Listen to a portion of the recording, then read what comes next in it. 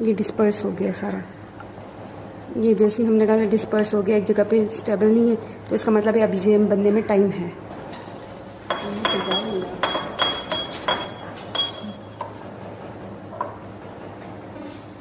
ये देखें, ये डिस्पर्स नहीं हुआ, तो इसका मतलब है कि जैम रेडी है। अस्सलाम वालेकुम, बिजनेस एंड फार्मिंग अपडेट्स के साथ मैं हूं बिलाल इकबाल और आज हम एक बार फिर मौजूद हैं NTRI में। आज हम आपको यहां पे फूड प्रोसेसिंग के हवाले से बताएंगे, स्क्वाश बनाने के हवाले से, कैसे आप घर में भी अगर चाहें या आप बिजनेस पर्पज़ के लिए भी स्क्वाश कैसे बना सकते हैं या आप जैम कैसे बना सकते हैं। मेरे साथ यहाँ मौजूद हैं मदिया एंड सीमाब। मुझे ये बताइए कैसे, कहाँ से आपका प्रोसेस शुरू होता है, क्या किस तरह से ये सारा प्रोसेस, लोग कैसे इसको कोई घर में अगर करना चाहे या इसको कमर्शियल लेवल पे भी करना चाहे तो किस तरह से स्टार्ट कर सकता है। एक्चुअली हमारा जो national T and high value crops institute है, ये डिफरेंट फील्ड पे वर्क कर रहा है। इसमें वेजिटेबल्स पे हम काम कर रहे हैं, हम फ्रूट्स पे काम कर रहे हैं, हम मेडिसिनल क्रॉप्स पे काम कर रहे हैं, हम डिफरेंट डिसिप्लिन्स में काम कर रहे हैं। तो उसमें एक फैक्टर जो डिसिप्लिन है वो फ्रूट का है। हमारा जो फ्रूट गार्डन है उसमें से, और जब ये फ्रूट्स हमारे पास आ जाते हैं तो इनमें हम लेट्स सपोज हम एप्पल ले लेते हैं। एप्पल को हमने जब लिया, उसको हमने फर्स्ट ऑफ ऑल उसकी सॉर्टिंग की, उसमें से जो पल्प बनाने का जो आपका फर्स्ट स्टेप है, मतलब पल्प कैसे हम उसका बनाएंगे। फर्स्ट स्टेप यही है कि हमने फ्रूट, जब हमारा फील्ड से हमारे लैब में फ्रूट आया, हमने उसकी सॉर्टिंग की, उसमें से जो अच्छी क्वालिटी वाला फ्रूट है, लाइक जो दाग से पाक फ्रूट है, उसको हमने अलहदा कर दिया। फिर उसके बाद हम उसकी वॉशिंग करते हैं।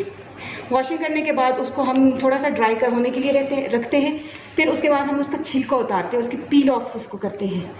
उसके बाद नेक्स्ट स्टेप में हम क्या करते हैं कि हम उसका पेस्ट बनाते हैं, लाइक बॉइलिंग, हम उसकी बॉइलिंग करते हैं। इतने फॉर्म तक इस तरह बॉइलिंग करते हैं कि वो उस फॉर्म में आ जाए कि इसका इजीली पेस्ट बन सके। तो हम मतलब इतना बॉईल करते हैं कि उससे जो वाटर है वो इवेपोरेट हो जाए और नीचे जो पेस्ट बच जाए। जिस तरह उसकी जब पेस्ट बच जाता है तो हम उस पेस्ट को सीव करते हैं, उसको छानते हैं ताकि उसमें से जो एक्स्ट्रा चीज़ें हैं या फाइबर्स वगैरह हैं वो निकल जाए। फिर उसके बाद हम को हम केन्स में, इन केन्स में प्रिजर्व करते हैं।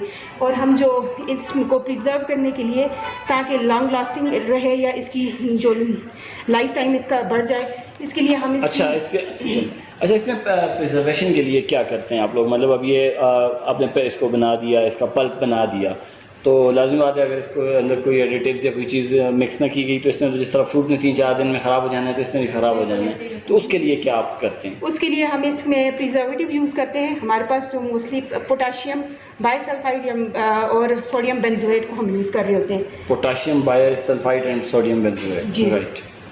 मतलब अब तक का जो प्रोसेस आपने बताया ये तो सिंपल है, कोई भी घर में मीन्स कर सकता है। इस तरह इसकी बदौलत ये होता है, प्रिजर्वेटिव की बदौलत हम ऐसे कर सकते हैं, इसको हम हाफ ईयर या 1 ईयर तक हम इसको प्रिजर्व कर सकते हैं। और किसी भी टाइम, लाइक गर्मी है हम स्क्वाश बना सकते हैं और दूसरा मौसम में हम जैम बना सकते हैं। ठीक हो गया। अभी हमारा पल्प रेडी हो गया, अब हम लेट्स सपोज जैम बनाने की तरफ जा रहे हैं, तो उसके लिए हमें नेक्स्ट जैम बनाने के लिए अब हमने जितना जैम चाहिए होता है उस क्वांटिटी से हम हमने 25 kg पल्प लेना है, तो हम इसी हिसाब से हम अपनी चीनी लेंगे, शुगर लेंगे, फिर उनको हम को इक्वल रेशो में मिक्स करके उनको बॉइलिंग उनकी करेंगे। फिर एक लेवल आएगा, हम उसमें पैक्टीन के एडिशन करेंगे। पैक्टीन इसलिए होता है, जिस तरह घरों में सूप बनाने के लिए हम उसको थिक करने के लिए कॉर्नफ्लावर यूज़ करते हैं, इस तरह हम पैक्टीन यूज़ कर रहे होते हैं ताकि उसको थोड़े जेली फॉर्म दे दें। फिर हमारा एक ऑप्टिमम ब्रिक्स होता है जिस पे वो जैम तैयार होता है। उसकी थिकनेस होती है, जो वो उसकी ब्रिकनेस होती है, वो हम ब्रिक्सोमीटर पे चेक करते हैं। अगर वो ब्रिकनेस उसकी जो है वो 65 to 67 के तक आ जाती है तो इसका मतलब है हमारा जैम रेडी है। ये डिस्पर्स हो गया सारा। ये जैसे ही हमने डाला डिस्पर्स हो गया, एक जगह पे स्टेबल नहीं है, तो इसका मतलब है अभी जैम बनने में टाइम है।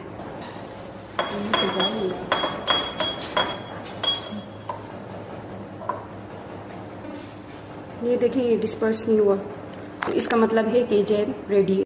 अच्छा, मुझे अब ये बताइए कि अब हम कोई भी लड़कों अगर घर में बनाना चाहता है तो अब बाज़ार से जैसे जैम की बॉटल मिलती है या अगर हम ये बनाते हैं तो इसमें इकोनॉमिकल कितना है? पहली चीज़ ये है कि मतलब जो घर में हम बनाएंगे लाजमी सी बात है वो किसी किस्म के प्रिजर्वेटिव से पाक होगी।